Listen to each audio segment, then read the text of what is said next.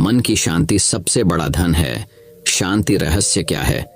ऐसा गौतम बुद्ध ने कई सालों पहले अपने शिष्यों से क्यों कहा था? इसके पीछे का रहस्य क्या है? आज इसी रहस्य के बारे में हम गौतम बुद्ध की कहानियों के माध्यम से जानेंगे। तो बिना देर किए चलिए उन कहानियों की शुरुआत करते हैं। पहली कहानी। गौतम बुद्ध सत्य, अहिंसा और सहिष्णुता की प्रतिमूर्ति थे। इन्हीं सद्गुणों का उपदेश वे घूम घूम कर देते और लोगों से इन्हें अपनाने का आग्रह करते। एक दिन वे किसी गांव में पहुंचे। वहां कुछ ऐसे अज्ञानी लोग थे जो बुद्ध के विरोधी थे। वे बुद्ध को अपशब्द कहने लगे। ये देखकर बुद्ध के शिष्यों को बहुत बुरा लगा। उन्होंने बुद्ध से इसका विरोध करने का आग्रह किया तो बुद्ध ने उन्हें समझाया कि ये लोग तो अपशब्द ही कह रहे हैं। यदि ये पत्थर भी मार रहे होते तो भी मैं कहता कि मारने दो।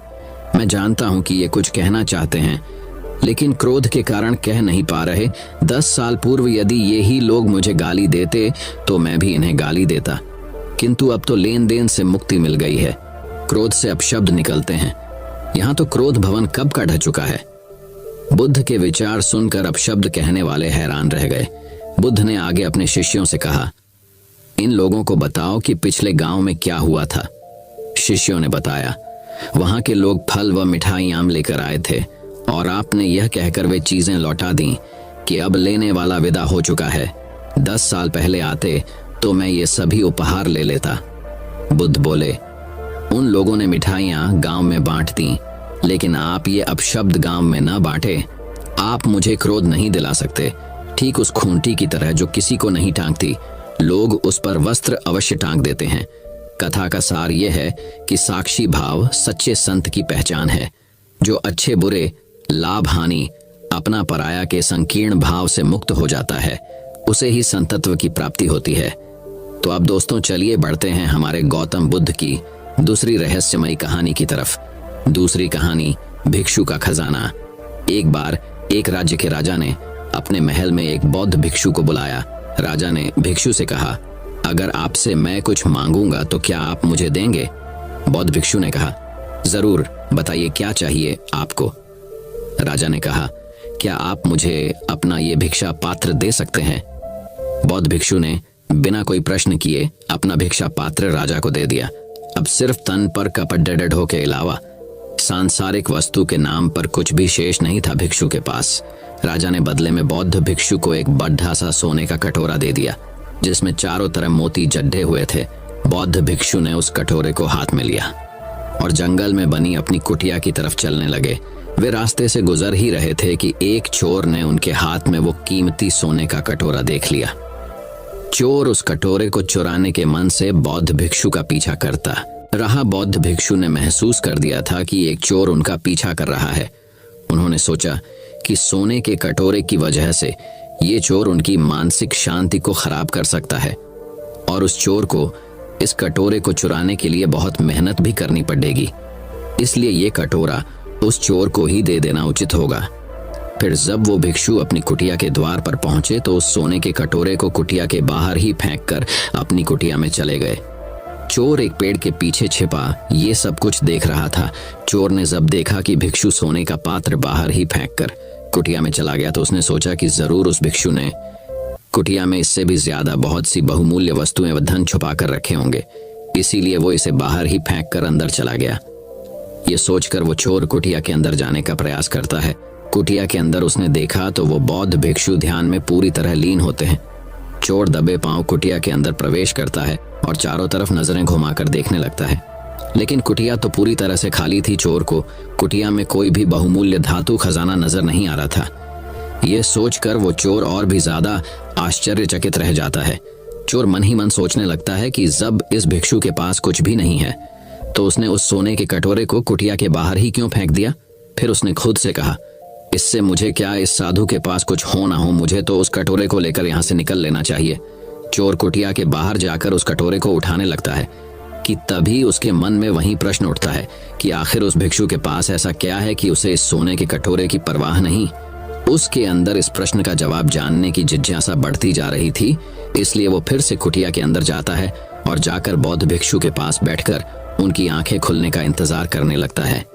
थोड़ी देर बाद जब बौद्ध भिक्षु अपनी आंखें खोलते हैं तो वो उसी चोर की अपने सामने बैठा देखते हैं जो उनका पीछा कर रहा था। भिक्षु उस चोर को देखकर मुस्कुराते हैं और कहते हैं कि तुम आ गए। चोर ने कहा, महाराज, मैंने आपका बहुत दूर से इस कुटिया तक पीछा किया। मैं बस ये जानना चाहता हूं कि आपने उस सोने के कटोरे को कुटिया के बाहर ही क्यों फेंक दिया। आखिर आपके पास ऐसा कौन सा धन है जो उस मोतियों से जड्ढे कीमती सोने के कटोरे से भी ज्यादा बहुमूल्य है। ये सुन वो बौद्ध भिक्षु मुस्कुराए और बोले, मेरे दोस्त, मेरे पास एक ऐसा खजाना है जिसे तुम देख नहीं सकते। चोर ने फिर से जिज्ञासा भरे मन से पूछा, क्या खजाना? ऐसा कौन सा खजाना वो, मुझे बताओ। भिक्षु बोले, मेरे पास ध्यान का खजाना है जिसके सामने दुनिया की सारी दौलत भी फीकी है। यह सुन वो चोर बौद्ध भिक्षु के पैर पकड़ लेता है और कहता है, महाराज, हो सके तो मुझे माफ कर दे। मैं एक लुटेरा हूं और मैं यहाँ आपको लूटने के उद्देश्य से ही यहाँ आया था, लेकिन आप तो एक संत आदमी निकले। आपसे मुझे इस दुनिया की कोई धन दौलत नहीं चाहिए। क्या आप मुझे अपने ध्यान के खजाने से एक छोटा सा हिस्सा दे सकते हो ताकि मैं भी आपकी तरह शांति को प्राप्त हो सकूं? बौद्ध भिक्षु बोले, हाँ, क्यों नहीं। अगर तुम चाहो तो तुम भी मेरी तरह ध्यान के माध्यम से सुकून, संतुष्टि और शांति रूपी खजाने को प्राप्त कर सकते हो। इसके लिए तुम्हें ध्यान लगाना सीखना होगा। ध्यान में बहुत ताकत होती है। यह ऊर्जा को स्थानांतरित कर मन को स्थिर करता है, बेवजह के विचारों को खत्म कर लालसा को समाप्त करता है, और जब लालसा नहीं रहती तो मन से बेवजह के विचार समाप्त हो जाते हैं। मन परम शांति को प्राप्त होता है और अद्भुत सुकून का एहसास कर जीवन का आनंद लेता है। ध्यान करने के लिए तुम्हें एक शांत, सुरक्षित और आरामदायक स्थान का चुनाव करना होगा। फिर वहां जमीन पर एक चटाई बिछाकर उस पर चौकटढ़ी मारकर बैठ जाना है। तुम्हें अपने रियर की हड्डी सीधी रखनी है, आंखें बंद करनी है और गहरी सांस लेनी है। तुम्हें अपनी दोनों हथेली अपने घुटनों पर ऊपर की तरह रखनी है।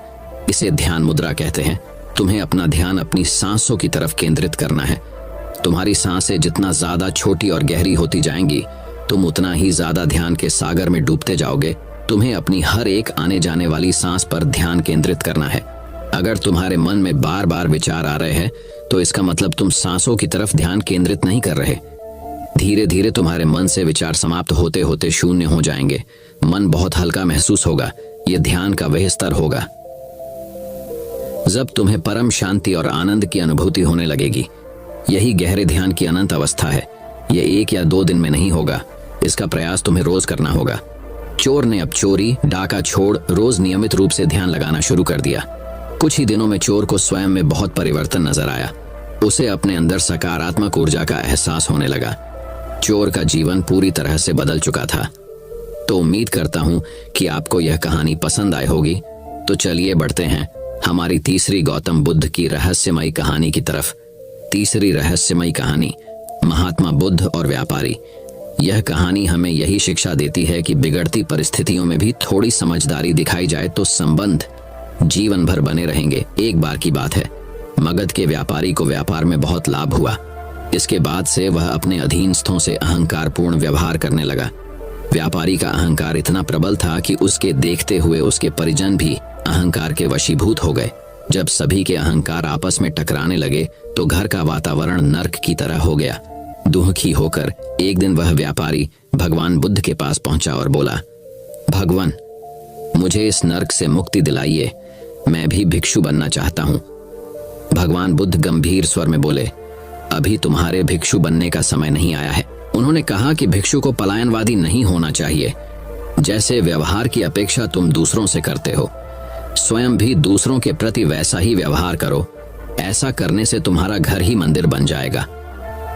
उस व्यापारी ने भगवान बुद्ध की सीख को अपनाया और घर का वातावरण स्वतः बदल गया। सीख, आप दूसरों के साथ वह व्यवहार न करो जो तुम्हें अपने लिए पसंद नहीं। व्यापारी का अहंकार इतना प्रबल था कि उसके देखते हुए उसके परिजन भी अहंकार के वशीभूत हो गए थे। तो अब दोस्तों, चलिए बढ़ते हैं हमारे गौतम बुद्ध की चौथी कहानी की तरफ। चौथी कहानी, एक बार 3 आदमी सुबह की सैर के लिए निकले। उन्होंने पहाड़ी पर एक बौद्ध भिक्षु को खड़ा देखा और उनके पास करने के लिए कुछ नहीं था और वे बस चर्चा करने लगे कि वह व्यक्ति क्या कर रहा है। एक ने कहा, जहां तक मैं यहाँ से देख सकता हूँ वह किसी की प्रतीक्षा कर रहा है और उसका इंतजार कर रहा है। शायद कोई दोस्त पीछे छूट गया है और वह उसकी प्रतीक्षा कर रहा है। दूसरे आदमी ने कहा, उसे देखकर मैं आपसे सहमत नहीं हो सकता क्योंकि जब कोई अपने पीछे छूटे हुए मित्र की प्रतीक्षा कर रहा होता है तो कभी कभी वह पीछे मुड़कर देखता है कि वह अभी तक आया है या नहीं और कितनी देर तक आया है। इंतजार करना होगा। लेकिन यह आदमी कभी पीछे मुड़कर नहीं देखता, वह बस वहीं खड़ा रहता है। मुझे नहीं लगता कि वह किसी से उम्मीद कर रहे हैं। मेरी भावना यह है कि इन बौद्ध भिक्षुओं के पास गायें हैं।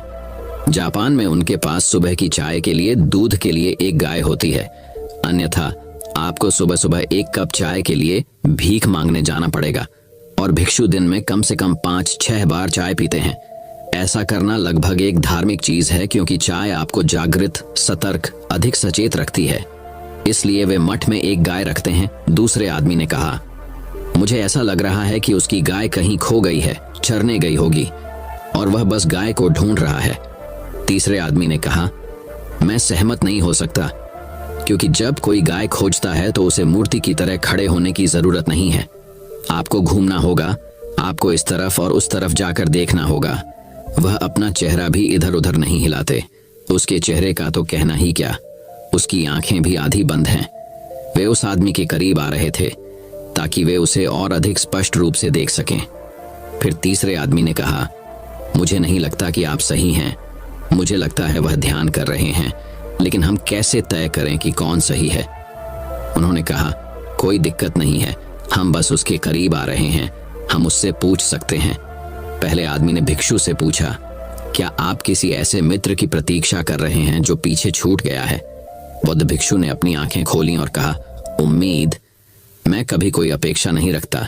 किसी भी चीज की अपेक्षा करना मेरे धर्म के विरुद्ध है। उस आदमी ने कहा, हे भगवान, उम्मीद करना भूल जाओ, बस मुझे बताओ, क्या आप इंतजार कर रहे हैं? उन्होंने कहा, मेरा धर्म सिखाता है कि आप अगले सेकंड के बारे में भी निश्चित नहीं हो सकते। मैं कैसे इंतजार कर सकता हूँ? इंतजार करने का समय कहाँ है? मैं इंतजार नहीं कर रहा हूँ। उस आदमी ने कहा, अपेक्षा करना, प्रतीक्षा करना भूल जाइए। मैं आपकी भाषा नहीं जानता, बस मुझे बताओ, क्या तुमने कोई दोस्त छोड़ा है? उन्होंने कहा, फिर वही बात, दुनिया में मेरा कोई दोस्त नहीं है, दुनिया में मेरा कोई दुश्मन नहीं है, क्योंकि वे दोनों एक साथ आते हैं। आप एक को सुलझाकर दूसरे को नहीं छोड़ सकते। क्या तुम नहीं देख सकते कि मैं एक बौद्ध भिक्षु हूँ? न मेरा कोई शत्रु है, न मेरा कोई मित्र है, और तुम कृपया दफा हो जाओ, मुझे परेशान मत करो। दूसरे आदमी ने सोचा, अब मेरे लिए आशा है। उन्होंने कहा, यह तो मैंने उनसे पहले ही कहा था कि आप बकवास कर रहे हैं। वह प्रतीक्षा नहीं कर रहा है, अपेक्षा नहीं कर रहा है। वह एक बौद्ध भिक्षु है, उसका कोई मित्र नहीं, कोई शत्रु नहीं। आप ठीक कह रहे हैं, मुझे ऐसा लग रहा है कि आपकी गाय खो गई है। भिक्षु ने कहा, तुम पहले आदमी से भी अधिक मूर्ख हो। मेरी गाय? बौद्ध भिक्षु के पास कुछ भी नहीं होता, और मैं किसी और की गाय की तलाश क्यों करूं? मेरे पास कोई गाय नहीं है। वह आदमी बहुत शर्मिंदा लग रहा था, क्या करें? तीसरे आदमी ने सोचा, अब एकमात्र संभावना वही है जो मैंने कहा है। उन्होंने कहा, मैं देख सकता हूं कि आप ध्यान कर रहे हैं। भिक्षु ने कहा, बकवास, ध्यान कोई गतिविधि नहीं है। एक ध्यान नहीं, एक ध्यान है। आपको सच बताऊं ताकि आप सभी लोग भ्रमित न हो, मैं कुछ नहीं कर रहा हूं। यहाँ खड़े रहना, कुछ न करना, क्या यह आपत्तिजनक है? उन्होंने कहा, नहीं, यह आपत्तिजनक नहीं है, इसका हमें कोई मतलब नहीं है। यहाँ खड़े रहना, कुछ नहीं करना। लेकिन उन्होंने कहा, ध्यान यही है, बैठना और कुछ नहीं करना, न अपने शरीर से न अपने मन से। तो दोस्तों, चलिए बढ़ते हैं हमारे 5वीं कहानी की तरफ। 5वीं कहानी एक दिन की बात है। भिक्षु संघ ने भगवान बुद्ध से पूछा, भगवान, दुनिया के प्रमाद में पड़े हुए हैं क्या पहचान? भगवान बुद्ध ने उस समय कोई उत्तर नहीं दिया और अन्य बातें करते रहे। अगले दिन कुंडिया राज्य की राजकुमारी सुप्पावासा के यहाँ उनका भोजन था। सुप्पावासा 7 साल तक गर्भ धारण करने का कष्ट भोगती रही। भगवान बुद्ध की कृपा से ही उन्हें इस कष्ट से मुखातिब होना पड़ा। इसी दावे में वह भिक्षु संघ को भोजन दे रही थी।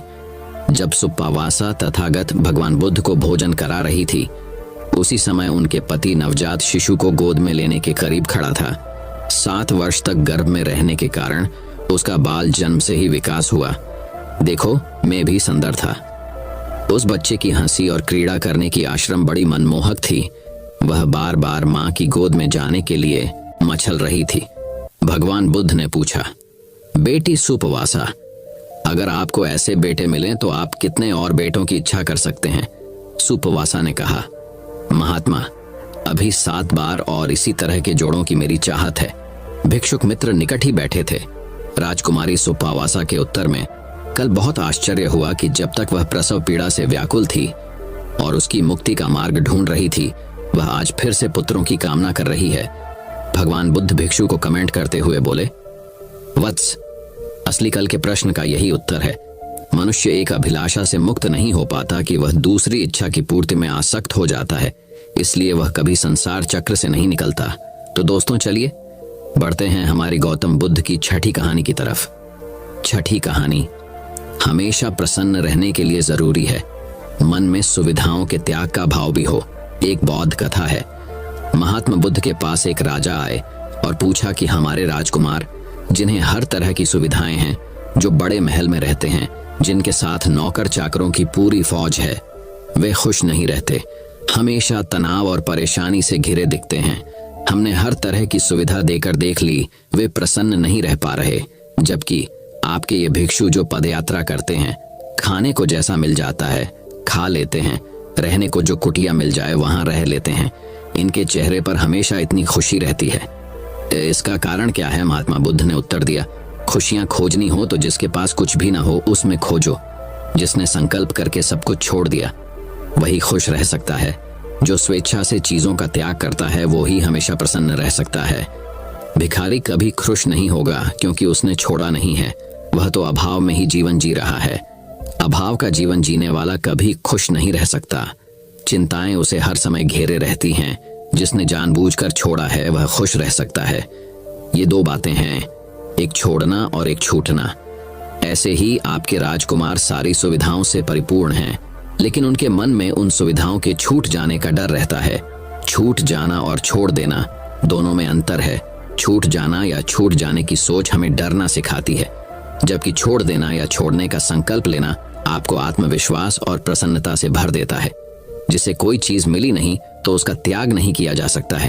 त्यागी वह होता है जो अपने स्वतंत्र मन से त्याग कर दे। साधन सुविधा संपन्न व्यक्ति भी खुश नहीं रह सकता। उसे पैसे की सुरक्षा की चिंता सताती है। वह हमेशा भयभीत रहता है। निडर सिर्फ वही हो सकता है जिसने स्वेच्छा से त्याग किया है। राजा को अपने प्रश्न का समाधान मिल गया। तो दर्शकों, चलिए बढ़ते हैं हमारी गौतम बुद्ध की 7वीं कहानी की तरफ। 7वीं कहानी, दक्षिण प्रदेश के एक प्रसिद्ध नगर पाटलिपुत्र में मणिभद्र नाम का एक धनिक महाजन रहता था। लोक सेवा और धर्म कार्यों में रत रहने से उसके धन संचय में कुछ कमी आ गई। समाज में मान घट गए। इससे मणिभद्र को बहुत दुख हुआ। दिन रात चिंतातुर रहने लगा। यह चिंता निष्कारण नहीं थी। धनहीन मनुष्य के गुणों का भी समाज में आदर नहीं होता। उसके शील कुल स्वभाव की श्रेष्ठता भी दरिद्रता में दब जाती है। बुद्धि, ज्ञान और प्रतिभा के सब गुण निर्धनता के तुषार में कुम्हला जाते हैं। जैसे पतझड़ के झंझावात में मौलसरी के फूल झड़ जाते हैं, उसी तरह घर परिवार के पोषण की चिंता में उसकी बुद्धि कुंद हो जाती है। घर की घी तेल नकक चावल की निरंतर चिंता प्रखर प्रतिभा संपन्न व्यक्ति की प्रतिभा को भी खा जाती है। धनहीन घर श्मशान का रूप धारण कर लेता है। प्रिय दर्शना पत्नी का सौंदर्य भी रुखा और निर्जीव प्रतीत होने लगता है। जलाशय में उठते बुलबुलों की तरह उनकी मान मर्यादा समाज में नष्ट हो जाती है। निर्धनता की इन भयानक कल्पनाओं से मणिभद्र का दिल कांप उठा। उसने सोचा, इस अपमानपूर्ण जीवन से मृत्यु अच्छी है। इन्हीं विचारों में डूबा हुआ था कि उसे नींद आ गई। नींद में उसने एक स्वप्न देखा। स्वप्न में पद्मनिधि ने एक भिक्षु की वेशभूषा में उसे दर्शन दिए और कहा कि वैराग्य छोड़ दे। तेरे पूर्वजों ने मेरा भरपूर आदर किया था, इसीलिए तेरे घर आया हूं। कल सुबह फिर इसी वेश में तेरे पास आऊंगा। उस समय तू मुझे लाठी की चोट से मार डालना, तब मैं मरकर स्वर्णमय हो जाऊंगा। वह स्वर्ण तेरी गरीबी को हमेशा के लिए मिटा देगा। सुबह उठने पर मणिभद्र इस स्वप्न की सार्थकता के संबंध में ही सोचता रहा। उसके मन में विचित्र शंकाएं उठने लगीं। न जाने यह स्वप्न सत्य था या असत्य, यह संभव है या असंभव। इन्हीं विचारों में उसका मन डांवाडोल हो रहा था। हर समय धन की चिंता के कारण ही शायद उसे धन संचय का स्वप्न आया था। उसे किसी के मुख से सुनी हुई यह बात याद आ गई कि रोगग्रस्त, शोकातुर, चिंताशील और कामार्त मनुष्य के स्वप्न निरर्थक होते हैं। उनकी सार्थकता के लिए आशावादी होना अपने को धोखा देना। हाँ, मणिभद्र यह सोच ही रहा था कि स्वप्न में देखे हुए भिक्षु के समान ही एक भिक्षु अचानक वहां आ गया। उसे देखकर मणिभद्र का चेहरा खिल गया। सपने की बात याद आ गई। उसने पास में पड़ी लाठी उठाई और भिक्षु के सिर पर मार दी। भिक्षु उसी क्षण मर गया। भूमि पर गिरने के साथ ही उसका सारा शरीर स्वर्णमय हो गया। मणिभद्र ने उसका स्वर्णमय मृतदेह छिपा लिया, किंतु उसी समय एक नाई वहां आ गया था। उसने यह सब देख लिया था। मणिभद्र ने उसे पर्याप्त धन वस्त्र आदि का लोभ देकर इस घटना को गुप्त रखने का आग्रह किया। नाई ने वह बात किसी और से तो नहीं कही, किंतु धन कमाने की इस सरल रीति का स्वयं प्रयोग करने का निश्चय कर लिया। उसने सोचा, यदि एक भिक्षु लाठी से चोट खाकर स्वर्णमय हो सकता है तो दूसरा क्यों नहीं हो सकता। मन ही मन ठान ली कि वह भी कल सुबह कई भिक्षुओं को स्वर्णमय बनाकर एक ही दिन में मणिभद्र की तरह श्री संपन्न हो जाएगा। इसी आशा से वह रात भर सुबह होने की प्रतीक्षा करता रहा। एक पल भी नींद नहीं ली। सुबह उठकर वह भिक्षुओं की खोज में निकला। पास ही एक भिक्षुओं का मंदिर था। मंदिर की 3 परिक्रमाएं करने और अपनी मनोरथ सिद्धि के लिए महात्मा बुद्ध से वरदान मांगने के बाद वह मंदिर के प्रधान भिक्षु के पास गया, उसके चरणों का स्पर्श किया और उचित वंदना के बाद यह विनम्र निवेदन किया कि आज की भिक्षा के लिए आप समस्त भिक्षुओं समेत मेरे द्वार पर पधारे। प्रधान भिक्षु ने नाई से कहा, तुम शायद हमारी भिक्षा के नियमों से परिचित नहीं हो। हम उन ब्राह्मणों के समान नहीं हैं जो भोजन का निमंत्रण पाकर गृहस्थों के घर जाते हैं। हम भिक्षु हैं जो यथेच्छाड़ से घूमते घूमते किसी भी भक्त श्रावक के घर चले जाते हैं और वहां उतना ही भोजन करते हैं जितना प्राण धारण करने मात्र के लिए पर्याप्त हो। अतः हमें निमंत्रण न दो, अपने घर जाओ, हम किसी भी दिन तुम्हारे द्वार पर अचानक आ जाएंगे। नाई को प्रधान भिक्षु की बात से कुछ निराशा हुई, किंतु उसने नई युक्ति से काम लिया। वह बोला, मैं आपके नियमों से परिचित हूं, किंतु मैं आपको भिक्षा के लिए नहीं बुला रहा। मेरा उद्देश्य तो आपको पुस्तक लेखन की सामग्री देना है। इस महान कार्य की सिद्धि आपके आए बिना नहीं होगी। प्रधान भिक्षु नाई की बात मान गया। नाई ने जल्दी से घर की राह ली। वहां जाकर उसने लाठियां तैयार कर लीं और उन्हें दरवाजे के पास रख दिया। तैयारी पूरी हो जाने पर वह फिर भिक्षुओं के पास गया और उन्हें अपने घर की ओर ले चला। भिक्षु वर्ग भी धन वस्त्र के लालच से उसके पीछे पीछे चलने लगा। भिक्षुओं के मन में भी तृष्णा का निवास रहता ही है। जगत के सब प्रलोभन छोड़ने के बाद भी तृष्णा संपूर्ण रूप से नष्ट नहीं होती। उनके देह के अंगों में जीर्णता आ जाती है, बाल रुखे हो जाते हैं, दांत टूटकर गिर जाते हैं, आंख कान बूढ़े हो जाते हैं। केवल मन की तृष्णा ही है जो अंतिम श्वास तक जवान रहती है। उनकी तृष्णा ने ही उन्हें ठग लिया। नाई ने उन्हें घर के अंदर ले जाकर लाठियों से मारना शुरू कर दिया। उनमें से कुछ तो वहीं धराशायी हो गए और कुछ का सिर फूट गया। उनका कोलाहल सुनकर लोग एकत्र हो गए। नगर के द्वारपाल भी वहां आ पहुंचे। वहां आकर उन्होंने देखा कि अनेक भिक्षुओं का मृतदेह पड़ा है और अनेक भिक्षु आहत होकर प्राण रक्षा के लिए इधर उधर दौड़ रहे हैं। नाई से जब इस रक्तपात का कारण पूछा गया तो उसने मणिभद्र के घर में आहत भिक्षु के स्वर्णमय हो जाने की बात बतलाते हुए कहा कि वह भी शीघ्र स्वर्ण संचय करना चाहता था। नाई के मुख से यह बात सुनने के बाद राज्य के अधिकारियों ने मणिभद्र को बुलाया और पूछा कि क्या तुमने किसी भिक्षु की हत्या की है। मणिभद्र ने अपने स्वप्न की कहानी आरंभ से लेकर अंत तक सुना दी। राज्य के धर्माधिकारियों ने उस नाई को मृत्युदंड की आज्ञा दी और कहा, ऐसे कुपरीक्षितकारी बिना सोचे काम करने वाले के लिए यही दंड उचित था। मनुष्य को उचित है कि वह अच्छी तरह देखे, जाने, सुने और उचित परीक्षा किए बिना कोई भी कार्य न करे, अन्यथा उसका वही परिणाम होता है जो इस कहानी के नाई का हुआ। सीख, अच्छी तरह देखे, जाने, सुने और उचित परीक्षा किए बिना कोई भी कार्य न करे। तो दोस्तों चलिए बढ़ते हैं हमारे गौतम बुद्ध की 9वीं कहानी की तरफ। 9वीं कहानी, जब सम्राट अशोक ने बौद्ध भिक्षुओं को तेल में डाल दिया। जब सम्राट अशोक ने बौद्ध भिक्षु को तेल में तेल डाला, सम्राट अशोक कलिंग ने अपनी राजधानी में जाकर अपने मंत्रियों और सेना के साथ मिलकर एक सभा को हराया। सभा में अशोक ने कलिंग विजय पर अपनी सेना की प्रशंसा की। अचानक की सभा बीच में एक बौद्ध भिक्षु और आश्रम, उस भिक्षु ने अशोक की जय हो को सम्राट घोषित किया। सम्राट ने पूछा, कहिए साधु महाराज, आपको क्या करना चाहिए। भिक्षु ने कहा, सम्राट, आपसे ये पूछना चाहता हूँ कि आपने लाखों मनुष्य का विनाश करके इस कलिंग राज्य पर जो विजय पाई है उसे घायल करके लाखों को घायल कर दिया है। यह सच्ची विजय क्या है? क्या यह विजय मानवता का विकास कर पाएगी? सम्राट अशोक नाराज हो गए। अशोक की आंखों में अंगारे देख राधागुप्त बोले, भिक्षुवर, अपनी वाणी पर संयम रखें और दरबार की मर्यादा का पालन करें। भिक्षु ने निडर बाएं उत्तर दिया, स्थान जी, सत्य का उपदेश सदैव कठिन होता है। एक भिक्षु हूं और सत्य कहता हूं। एक भिक्षु का धर्म है। वॉरलैंड में कलिंग के लाखों लोग दर्द से कराहते हुए देखते आए हैं। आपको क्या मिला यह युद्ध करके? सम्राट अशोक क्रोध से तिलमिला उठे। उन्होंने भिक्षु को कठोर से कठोर दंड देने की आज्ञा दी। सम्राट की आज्ञा सुन। वह भिक्षु हंसने लगा और उसने कहा कि सम्राट की मृत्यु से डरता नहीं, आप लाखों लोगों को सलाम करते हैं, उनके मृतकों के शवों पर खुशियां मनाना चाहते हैं। ठीक है सम्राट, यही कलिंग की लहूलुहान धरती आपके स्वागत के लिए तैयार है। रोटी स्त्रियां आपकी विजय पर मंगल बधाइयां दे रही हैं। भिक्षुओं के अपने उपदेशों को सुन सम्राट अशोक गांभीर्य खोकर ने उन्हें तत्काल आयातित तेल में डुबोकर आज्ञा दे दी। कुछ सैनिकों ने उन्हें पकड़कर